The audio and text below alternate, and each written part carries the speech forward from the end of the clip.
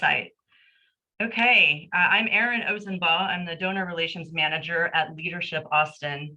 I'm also the co-chair of the inaugural year of the Values and Skills Institute for AFP Greater Austin. The Skills Institute is a complementary program of our larger chapter meetings, and the content is designed to be more interactive, maybe a little workshop-y off of what we talked about at the chapter meeting. This is the last Values and Skills Institute event for 2021. So stay tuned for new content coming in early 2022. Today's conversation is about events, specifically fundraising events, which is why we're all here. We're joined by Susan Hewlett, the Executive Director of the Dell Children's Medical Center Foundation, and Kristen Campbell, the Chief Advancement Officer at Ronald McDonald House Charities of Central Texas. Kristen is also the outgoing president of the local AFP chapter. So Kristen, thank you for your service. Just quickly, how today's session is going to run. We have a PowerPoint presentation. It's not formal. It's really just to kind of keep us in line on some of the topics we want to talk about. Susan and Kristen and I outlined 6 kind of broad topics that we wanted to cover. My job today will be to push us through those topics in an hour. So I might be a little heavy-handed and cut us short when we're having a great conversation just to get us all the way through. We could probably sit here for the rest of the day and talk about events together. I encourage everyone in the room to use the participant tab to see who else is here and connect with your colleagues and peers if you want to continue the conversation later. And you will all be emailed the PowerPoint at the end of the presentation, and then it will also be up on the AFP Values and Skills Institute webpage. I want to start by sharing something funny and exciting that happened to me just a couple of hours ago. This is me and my amazing colleague, Missy Strittmatter, doing our first tour of an event space in more than 2 years. So it's just kind of exciting to finally be doing this again for those of us who do enjoy it. It's a live event. We're going to be in person. We're going to be together in relationship. So hopefully for those of you who do enjoy it, you get back to that space soon. So we'll start this morning with the afternoon. We're in the afternoon now. We wanted to talk first about kind of why we host events. And I just wanted to ground everyone in the room really quickly in that question. So I want to share a video with you all that we use a lot in Leadership Austin work. It's called Know Your Why. It's 3 minutes long, so it's not gonna take a ton of time, but it really helps us here with our own personal work, but then also the people that we work with, to really take a moment to ask that question about why are we doing this thing in the first place. So give me just a second to get this set up. And we will start this morning with knowing your why. How do I know? And a lot of times when people hear the phrase, how do I know? The next thing they say is what? How do I know what? But the key really isn't to know what. The key is to know why. Because when you know your why, you have options on what your what can be. For instance, my why is to inspire people to walk in purpose. My what is stand-up comedy. My what is writing books. My what can be going out with some friends to eat. In fact, another what that has moved me towards my why is a web series that we have out now called Break Time. So every Wednesday at 3 o'clock, you should subscribe to the channel. We do a series called Break Time on YouTube. So 3 o'clock, we drop a new episode. One episode in particular, I'm about to show you a clip to. We were in Winston-Salem. So Break Time, this is how it works. I travel the country, I do stand-up comedy, probably an hour and a half at an event. And in the middle of my show, I'll just sit down and start talking to the audience. And funny just happens.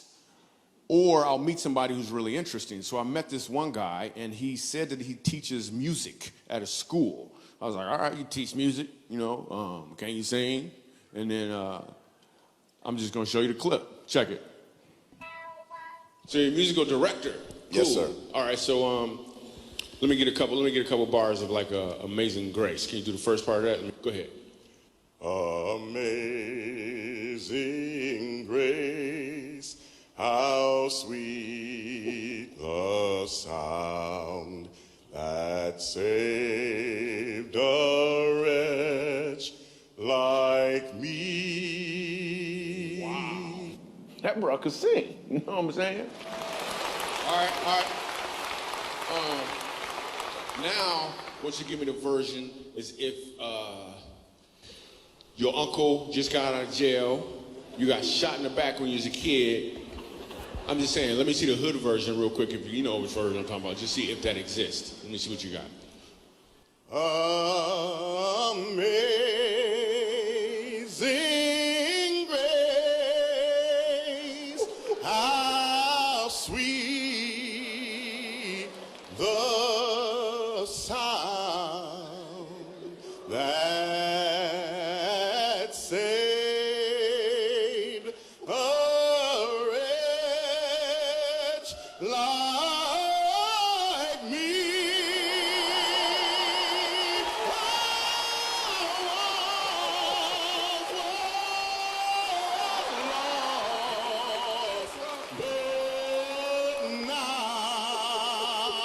Right now I'm found, was blind, but now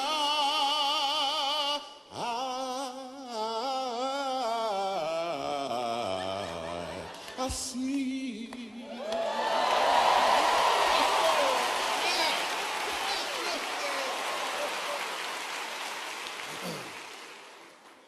So here's the thing. The first time I asked him to sing, he knew what he was doing. The second time I asked him to sing, he knew why he was doing it. When you know your why, your what has more impact because you're walking in or towards your purpose.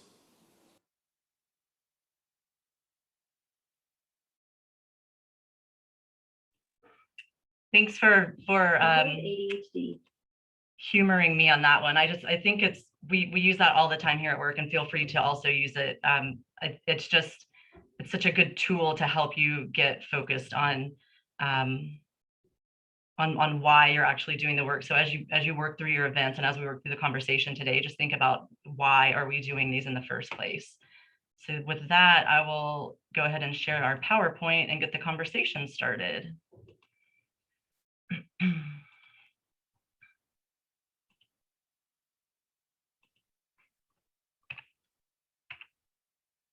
Okay. So Susan and Kristen, I will throw it to you. These were some of the topics that we talked about, and let's just have a conversation about why host events. Great. Kristen, go for it, Susan. I'm gonna let you start, and then I'm gonna jump in. Okay. So I do think the pandemic changed some things for us. At Dell Children's, we were already on a trajectory of less events. We have a small team. I think probably everyone in the room has a small team. We've come from a lot of small staff, big organizations around here. We've got 11 folks at Dell Children's Foundation. Very, very tricky to manage a lot of events. So we were already on that trajectory of scrutinizing and measuring more, I would say about a year and a half before the pandemic hit. The pandemic hit, and just the light shining on events was so bright. We couldn't look away. We had to re-scrutinize them, especially related to our fundraising events, but all the way down to what we call briefings in healthcare philanthropy, which are, in someone's home and you're educating people, and maybe fundraising is a good capture for that. Those briefings felt so good to us. A donor invites us into their home. We educate people, we follow up. And the last 3 we had were awesome, and not a dollar came in the door. So we got down to not just scrutinizing our bigger fundraising events, but also scrutinizing just the gathering of people for any reason. Why are we gathering people? And it has to include dollars where Dell Children's Foundation is concerned. So that's not for everybody, right? Not everybody has to gather people and make sure there are dollars that come out of it every time. We really do And so we have gotten down to Dell Children's Ball, which is our signature fundraising event, has been for many, many years. It was Dell Children's Gala before it was Dell Children's Ball. That's our one signature event. And really our whole team is aligned in this, that if we're going to gather people for any other reason, we basically need an S-bar, we need an ROI.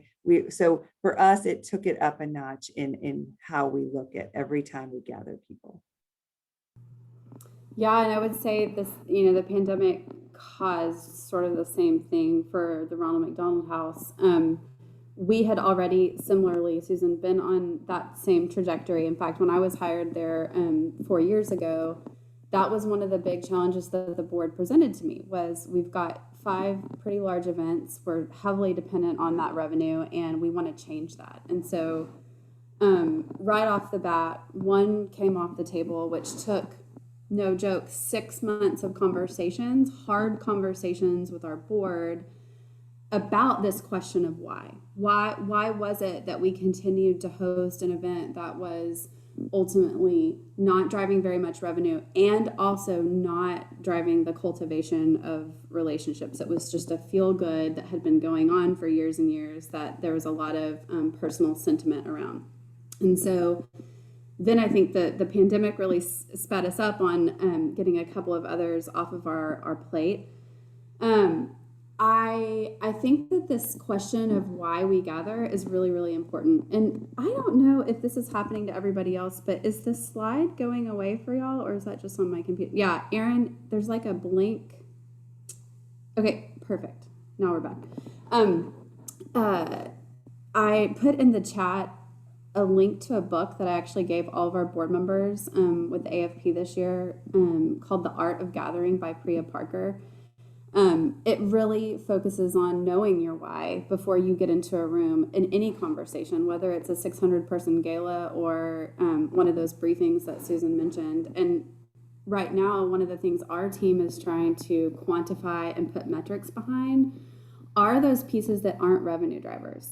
What's the lifetime value of an attendee of Bandana Ball, which is our largest fundraising event for the year? What is this person that may come to our young professionals happy hour? How long do they continue to volunteer with the house? You know, like, so what are the other ways that we can be measuring success? And finally, I'll just point you to an article that Erin has linked here on the slide.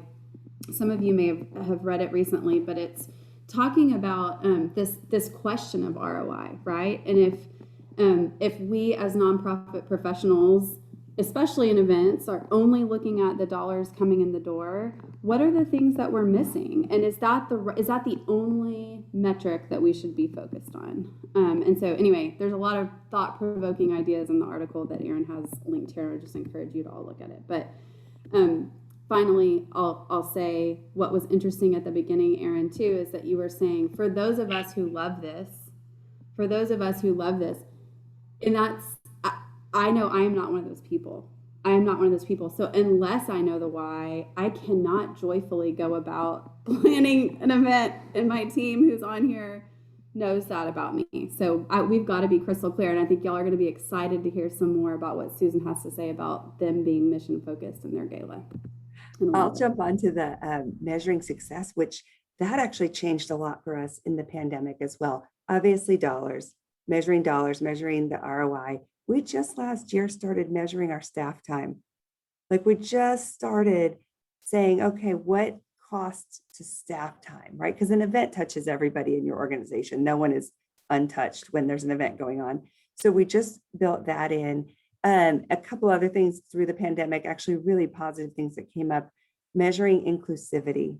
So for us, the pandemic highlighted that we maybe as a children's hospital were being too exclusive with our events. And we went to virtual. We were, forced to go to virtual, and we reached 42 states and all these people that we didn't know. And we reached all these patient families and all these caregivers because we could invite everybody. We didn't have a ballroom and flowers and linens and all this other things. And so it just hit home that, wow, we think we need to change that. and measure success based on money, of course, but how inclusive are we being, which is true to our mission. And this may be a great segue to the mission talk, Erin, but it's not really shining a light best on a children's hospital to keep people out of our mission. And our event, our signature event was absolutely doing that. It's got a high price point. It's a big fancy deal. We'll talk about auction later, but yeah. And then to Kristen's point, I'm actually an event junkie. Like it came up through events, love events, did that for a living for many, many years, and get a little bit starstruck and excited when there's a new event or a new venue in town. So for me, it was a learning curve. And this is probably 5 years ago or so that I really kind of turned my head and said, okay, but what's the best way to raise dollars? Like, what's the biggest ROI? And I just bought all the way into that. So when events make sense, they need to really make sense. And when they don't, it's just, we're going to give permission here in this room to not do them. Yes, all the permission in this room. I have two follow-up questions. Susan, one for you, and then Kristen, I'll have one for you. Susan, since we started talking about the equity piece, let's just keep going with that. We struggle with that a lot here at Leadership Austin because we need to raise money for our programming, but we also want our events to be accessible to all of our alumni. So do you have some tips, some advice, some guidance? Is it a discounted ticket? Do you ask people that you invite to your events for free to do something while they're there? How are you approaching that? For us, we have found that in the virtual world. And maybe that's because of the scope of our audience is larger. I can see where you're coming from on maybe inviting some people into the room if you're actually having it in person in a room. But for us, we found that inclusivity and that ability to wrap our big hug around our community with the virtual component. We could very easily go back to a live only component, and we're absolutely not going to do that. We are going to keep that virtual component. Too much was gained, too much trust was gained, too much kind of like unveiling of what Dell Children's is was gained by us going out virtually. Now we are having to balance a little bit of like, what does that virtual look like? What does that in the room look like? Is it a studio audience or is it really two separate things going on?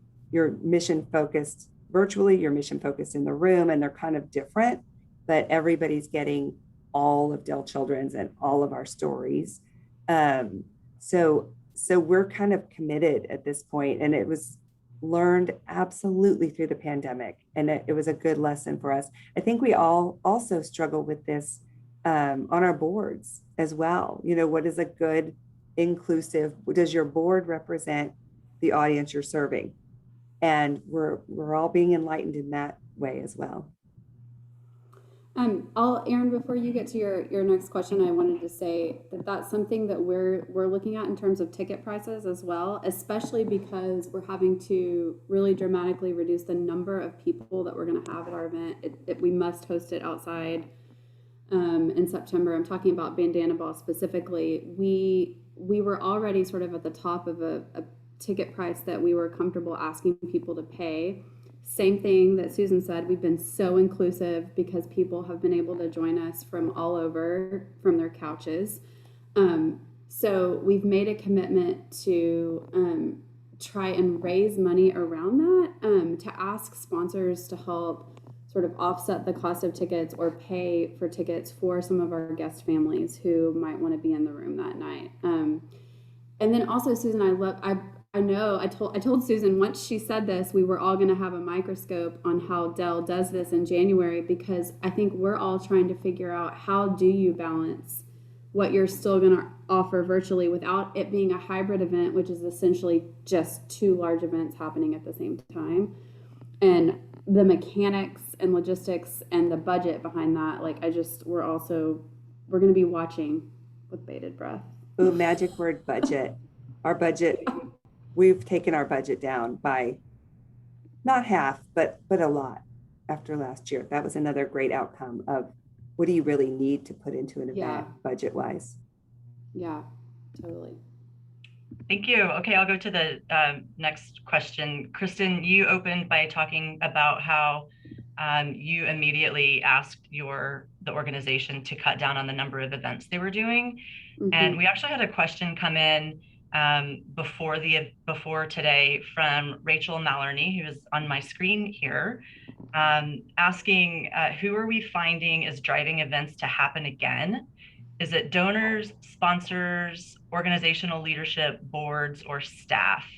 Can you tell me, as you worked through talking people into eliminating events, who were you having to sell that to?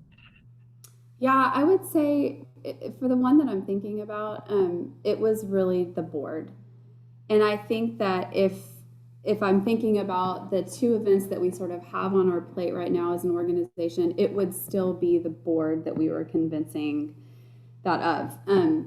Both Lights of Love, which is the event that's no longer, and then Bandana Ball are long standing. Like we're going into our 33rd page, check me on that, 34th year for Bandana Ball this year.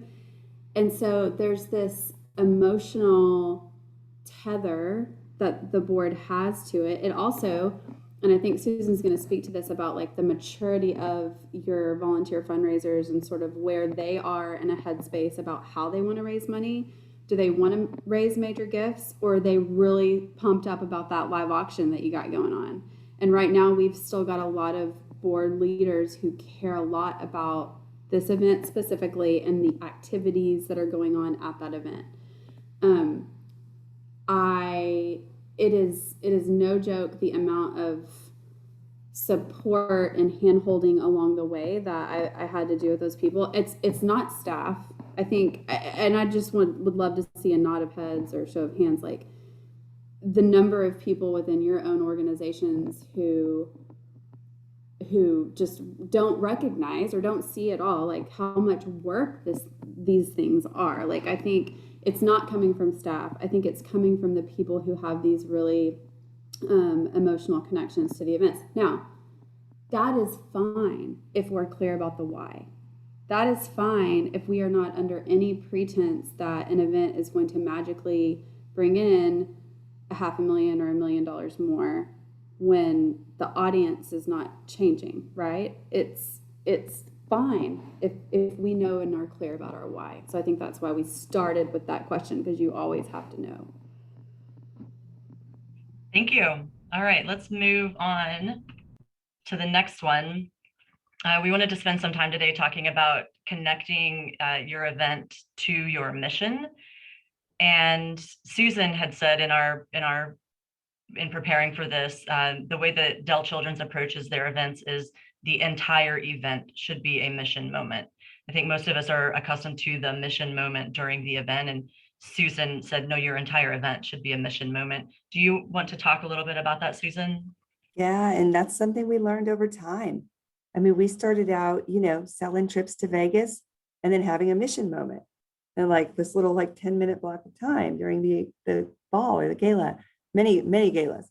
And then over time, it's just come to us that to be Dell Children's, to be whatever organization you are, you have to represent that from the minute people walk in the door, or even before that, the minute you start selling sponsorships. What are you selling? How are you selling it? The minute they walk in the door, they're in their seats. What are you sharing with them? The storytelling just all has to be aligned for them to walk away knowing who you are and knowing your why. So we, 3 years ago, we stopped having our live auction in the way it had historically been done. And we started having a very mission-focused live auction. So you can all think about your own organizations, but for us, a mission-focused one was ring the bell parties for kids with cancer that end of treatment parties, Thanksgiving for the entire hospital. And you can come serve it if you want to. Your family can come up here and serve it if you want to. Christmas dinner for the entire hospital. So anything you can think of, at Kristen's, it's obviously you're feeding families and they've got amazing, rich things for people to do. So we started selling those. And that went very, very well. And that's what we have now. That's our thing. That's our auction.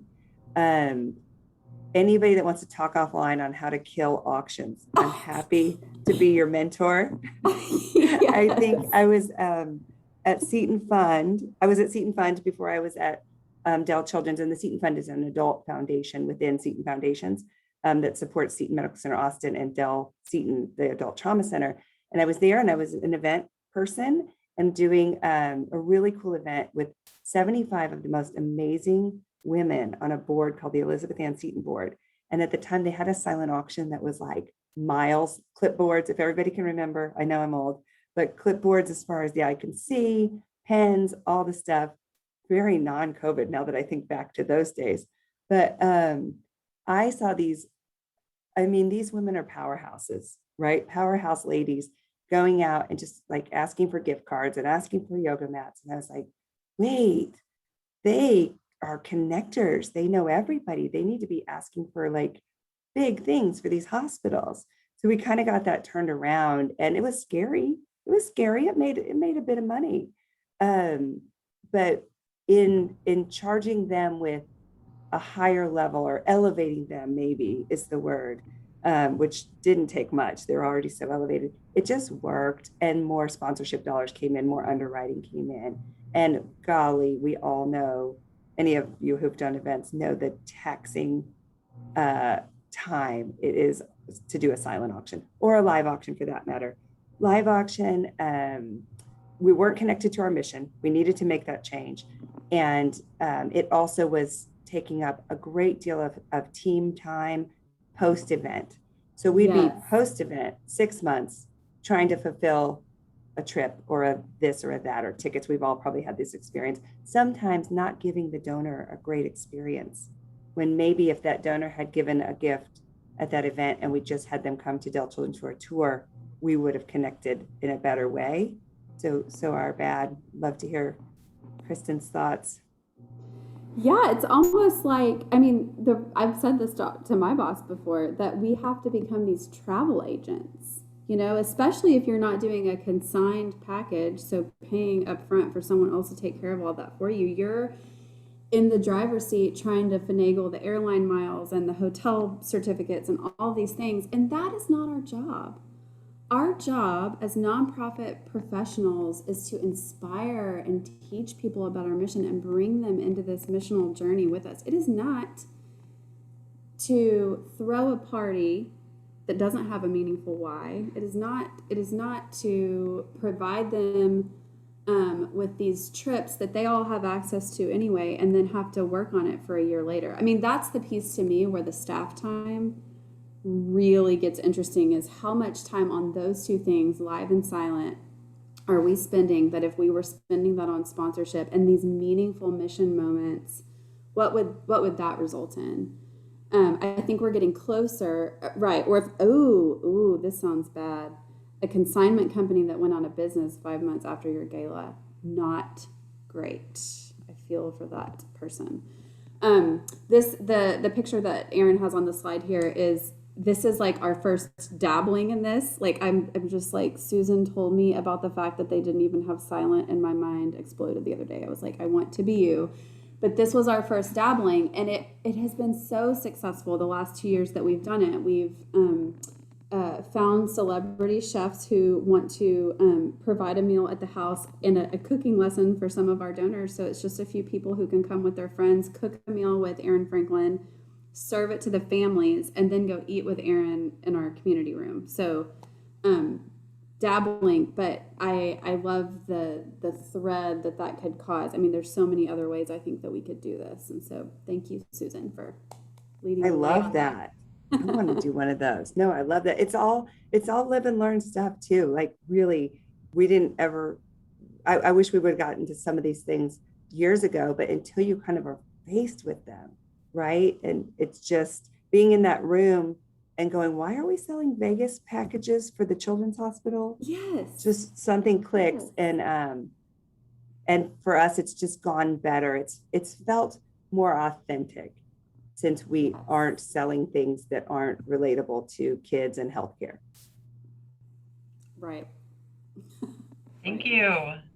We're going to take 1 second. We want to talk about ethical storytelling.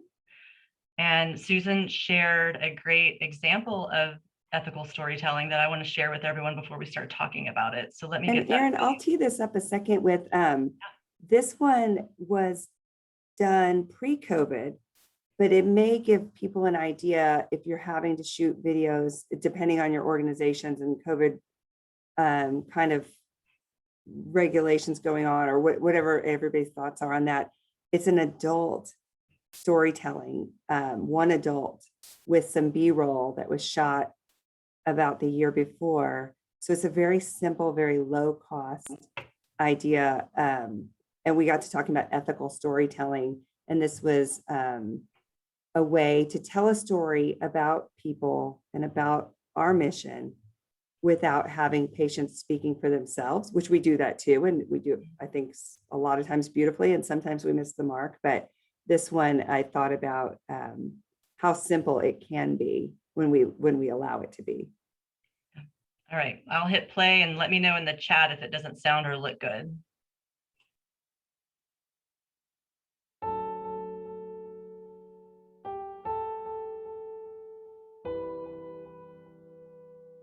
So what's the difference between joy and happiness? For me, joy is something so much more profound, kind of like sorrow is profound.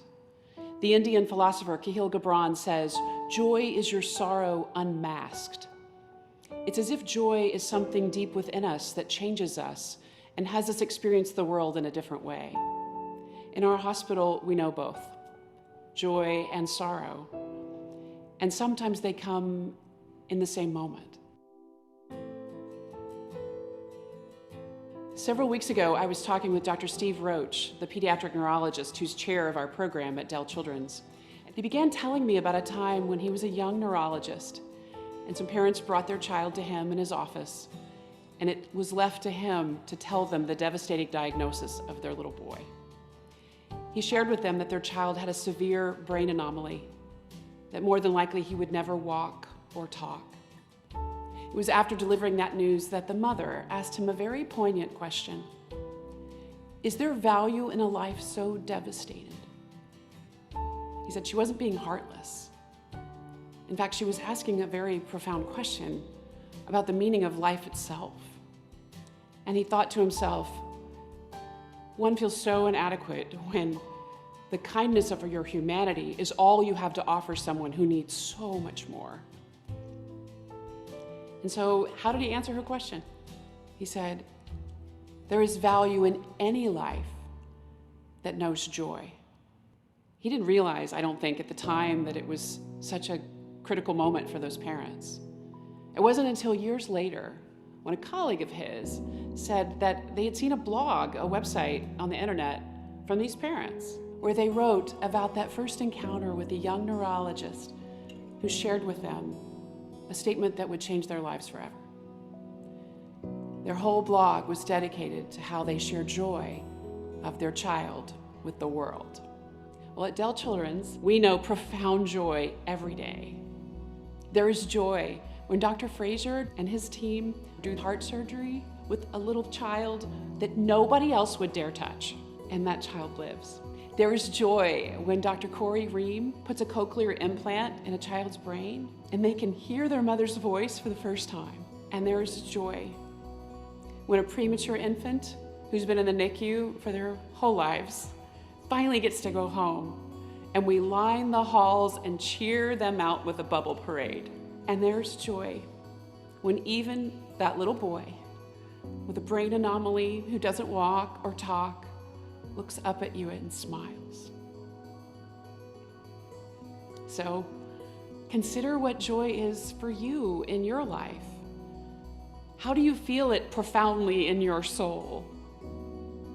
And would you consider creating moments like this for families and children in our community? For there is value in a life that knows and shares joy.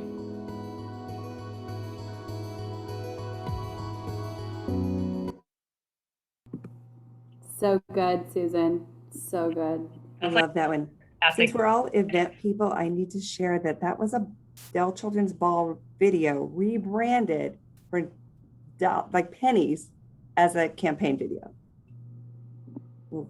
nugget we've It's been so doing. great. And I love your point about it not always having to be the people we're taking care of as the storytellers themselves. Our job as fundraisers is storytelling. And so man, what a beautiful job that was. And I'm Paige, I'm putting you on the spot, but I'm getting messages from my team saying like, let's do that. Let's try it. So my question, Susan and Kristen, we struggle with doing that well, with doing the ethical storytelling well. At Leadership Austin, our program staff feels like, when we want to raise money for scholarships, they don't want us to tokenize a scholarship recipient by asking them to tell the story, right? Like it's such a delicate balance. Do you have advice or guidance on how to tell the story well in a way that is healthy and positive for everyone? That reminds me of when we ask patients to tell their story exactly, and authenticity, absolutely. And there has to be something in it for them, the scholarship recipient, the patient, the family. And for them, it's often being grateful feels so good. Like you're allowing that scholarship participant to really thank the folks that made that happen for them. I think that's a gift in itself. Patients we find, and patient families and parents, so much healing in sharing that story. So if you're meeting with them and you like, okay, I feel like they want to share this and there's healing in that for them. We don't ever talk anybody into it. It really has to be a equal, everybody's getting something out of it. We're inspiring the audience. We're healing a family. You're allowing someone to be grateful, and then everybody's being completely authentic. Those maybe are some of our check boxes. Oh, 100%. There has to be, first of all, the person that's interacting with the family that has the relationship has to be able to pick up on those cues of, is this person or family comfortable or not comfortable, right? Like there needs to be some sort of empathy there where the right decision to move forward and asking them whether or not they're going to share their story even happens. And then just like transparency along the way about where this information is going to live. We're really careful at the house about if we're going to use a video for Bandana Ball and we get explicit permission for that piece.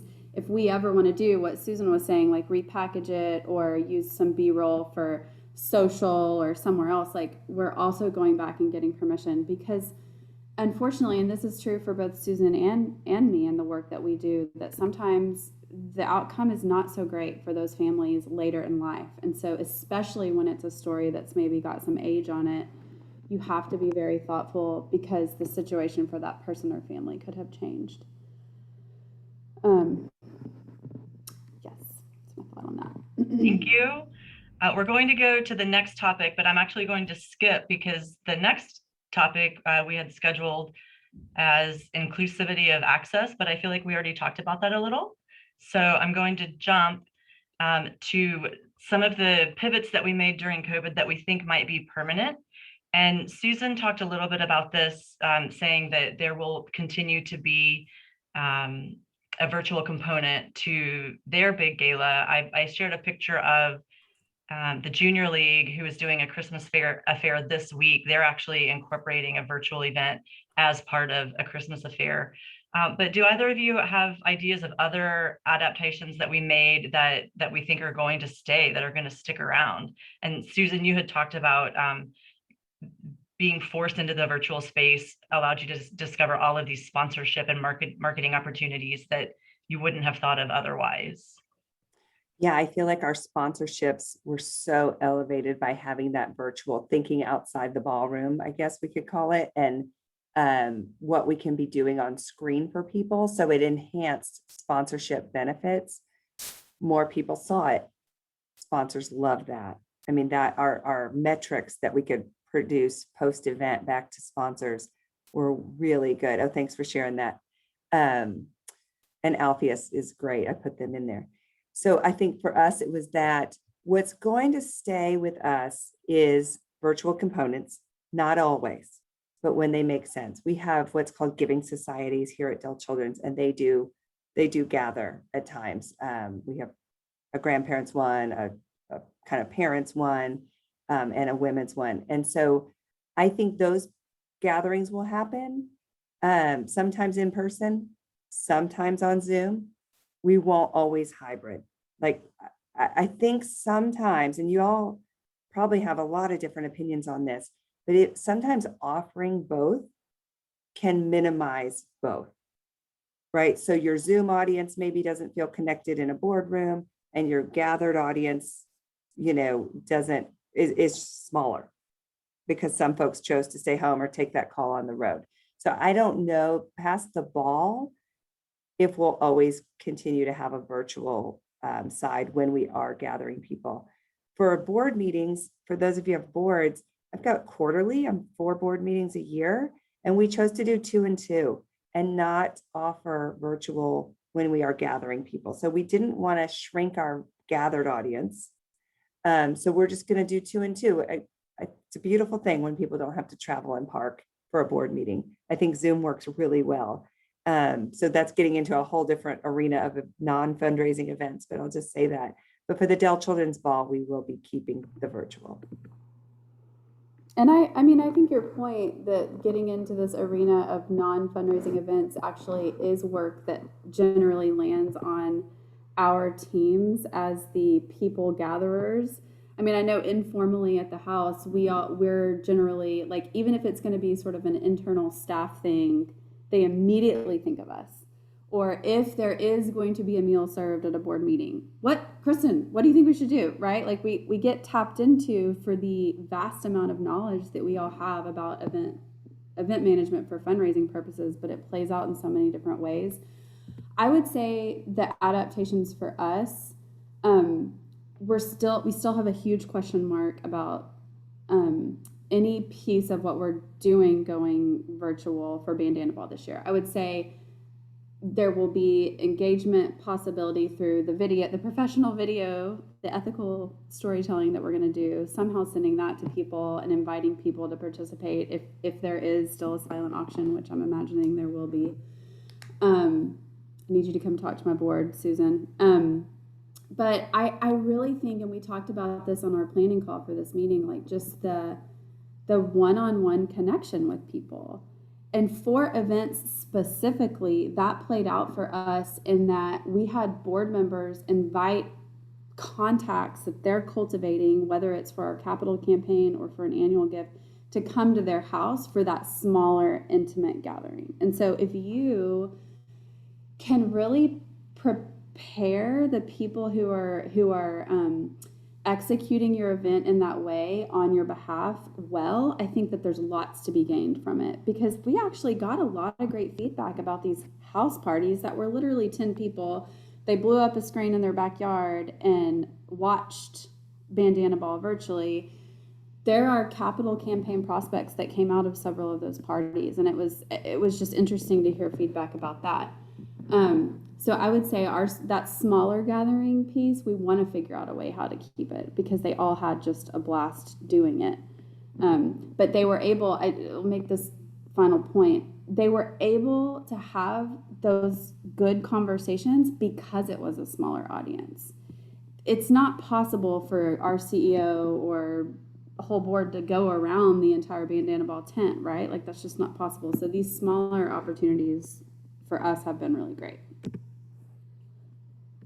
Kristen, I want to keep you on the spot and move into the next topic, which I know is a big one for everyone, which is transitioning event donors into becoming annual donors, major donors, et cetera. So you talked about it a little bit from your smaller events. You got some capital campaign prospects out of them. In our chat before this event, you said that your opinion and what you tell your staff is that we don't have a new donor problem. It's not a matter of us needing to go out and recruit new donors. We need to be doing a better job of looking at the donors that we already have. And so I just threw up a little image of, like, what a donor life cycle could look like that I found from the internet, something simple. This is not what I work from. I didn't create this. But do you think that is the answer to this question? How do we transition people? We just need to be talking more one-on-one with the folks who are coming to our events. Yeah, but I think that takes, I mean, if you think about the time commitment for any personal donor relationship that you have, and the limited amount of time that all of us as gift officers wearing many other hats have, that feels really enormous. And so one thing Susan and I brought up was the use of prospecting tools and analytics even ahead of the event time to know who's going to be in the room, and be really clear about why it's important for there to be some sort of personal connection with them if it is at an event, or that you're already getting that post-event coffee on the books because you want to have them on the hook for that. I one of the ways that we're thinking about the, I don't know, the value of a donor is to look at not just their lifetime giving value, but their experience value. Like, what are all the different ways that they're interacting with the organization? So for me, even something like coming to cook a dinner at the house, not the Aaron Franklin version, but the coming with a group of your friends and eating at the house, is an experience that can be curated. And that book that I linked to, the Priya Parker book, it speaks to that. Is if you are purposely curating experiences for your donors that, or for anyone, she talks about everyone, but that there can be a lot to be gained from those very tiny, meaningful connections. So I think this life cycle of the donor map right here is that in its essence. It's, you can't think about the large gala in and of itself. And because of how much work goes into them, and especially if you're doing the auctions, right? Like, it is a drain. And so we tend to sometimes just be like, all right, that's done, moving on to the next thing. But it really has to be this intentional piece of the journey that someone is taking. I don't know if I answered your I question, loved it. but Thank you. okay. So I'll tell you and Susan, we have 10 minutes left. We have one more topic we wanted to touch on, and then I'd like to have a few minutes for Q&A. So I'll go to our last topic, and then we'll do 5 minutes for Q&A, okay? Perfect. Just all of the conversations that we've been having about events have kind of been leading us here. And Kristen, I know you feel pretty strongly about this, that maybe the answer to all of this event is that we shouldn't. Like, maybe the answer is no. So just want to talk very quickly, and maybe it's just saying it out loud, and that's the extent of the conversation. But just everyone keep in mind that once we start doing this again, it's exhausting, and it takes more time than any of us remember, right? My walk through this morning at the event venue, just the walk through between getting there, doing it, and coming back took 3 hours of my day. So, I need to remember that that's 3 hours that over the past 2 years, I was actually spending doing 1,000,009 other things. So we need to be aware of what's going to happen to our productivity once we start doing events again, if we start doing them. And it's also exhausting. Being in a room with someone and having to be on is more exhausting than me sitting here with sweatpants on. You don't know what I'm wearing. Right? It's all different. And having to wear high heels in public again, if we're going to go back to doing that. James, I see you on the call. Maybe you're not going back to high heels in person, but I don't know. But maybe just take a moment to consider not going all the way back. And what does that mean for Kristen's team? It's we're not going back to 5 events. We're going back to 2 events, or we're not going back. Susan's gala isn't going back to 1,000 people in the room. It's going back to 600 people in the room, which is still a lot of people, but it's half of what they used to have. And then as we remember all of these things, also think about that for a lot of our donors, we're all in different spaces in our re-entry. And for some of our donors, our event that they're attending will actually be their first time back doing this. Like, I've already attended an event. I'm already back hosting events at work. But when I have our alumni party next month, there are going to be 100 people in the room that's their first time back. So it will be the first time that they had to find parking and be in high heels again and talk to people again. So we might all be well served to remember that and to give our donors in the room a little bit of grace. Kristen and Susan, do you want to add anything to that? And again, adding comments about maybe we don't do events at all anymore. Yeah, and I really like what Rachel just put in the chat about meaningful connection. I think we've all probably had some really meaningful connections in very strange ways over the past 18 months. So meaningful connection versus just being in person to be in person. That's really powerful. Adult Children's Foundation is not going all the way back. And I'm glad to have a venue where I can say that out loud. Someone's recording this and they can play it back to me when you see me having 3 more events. Not going to happen.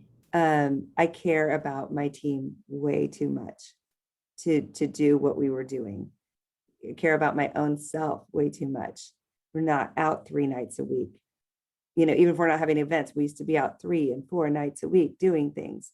And for us, it just became so black and white in the numbers. We had our best year of fundraising we've ever had. And I know there are organizations that didn't have that. We're in healthcare. It's really different, right? The spotlight was on us and we used that to help this hospital. But I think the way we were wearing ourselves out is proven in the ROI. And so we know we would just be silly to go back to running around like that and doing more than an event. I will stand behind the events we do. Absolutely. If we're doing something, we're all 110% sure of our why, our mission, it's connected to our mission, and that we should be doing it. And then it's going to increase what we can do for families, adult children's. So I think we learned a lot in a really tough way, but I'm grateful for it. And I'll just say, and then I want to definitely get to some questions, that something as simple as blocking your team's calendar the Monday after. The stewardship is going to happen, but the permission that you can give your team to feel like, okay, I can sleep in that morning, amazing. Because the crash comes, right? It's just like everybody's just exhausted. And so just facilitating that being okay, 2 hours, 3 hours in the day, like just cut it out ahead of time, get proactive for it, I think is helpful. Love it. Thank you. I just want to quickly thank Susan and Kristen for spending your time preparing for the session and then being with us today. We do have 5 minutes to answer questions. If folks want to use the raise hand, if you want to put it in the chat, if you just want to unmute yourself, it's very informal. But again, 5 minutes with some experts in the room. Let's get some questions to them.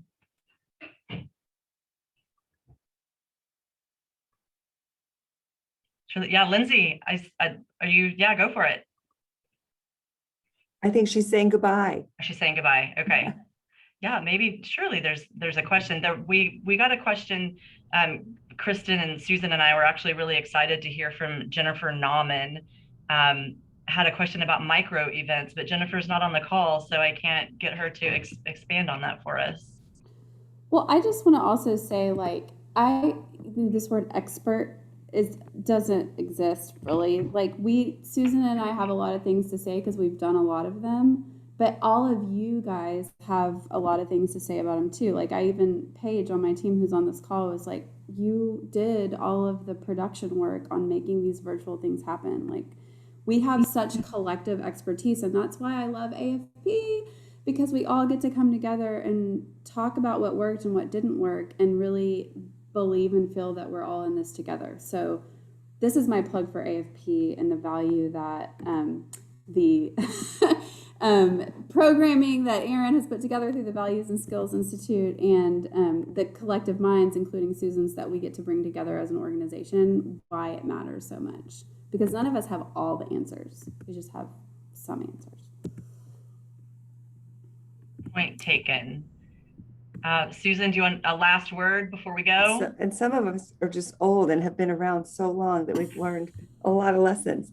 I'm just reading through some cool comments in the chat, and I think there's power to gathering in a room too, absolutely.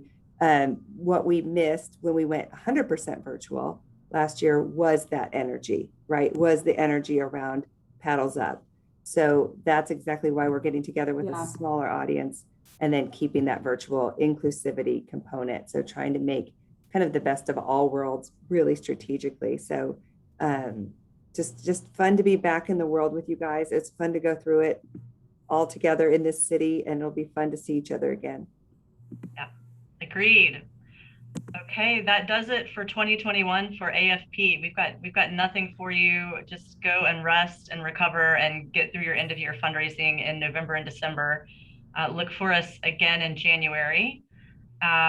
Scholarships available for those of you who aren't members, so please apply for those and get connected with us. And with that, I will say good day. Thanks for everyone for participating and attending. And again, Susan and Kristen, thanks for your contributions. I appreciate it. Thanks, Erin. Thanks so much. Thanks Y'all have a good holiday.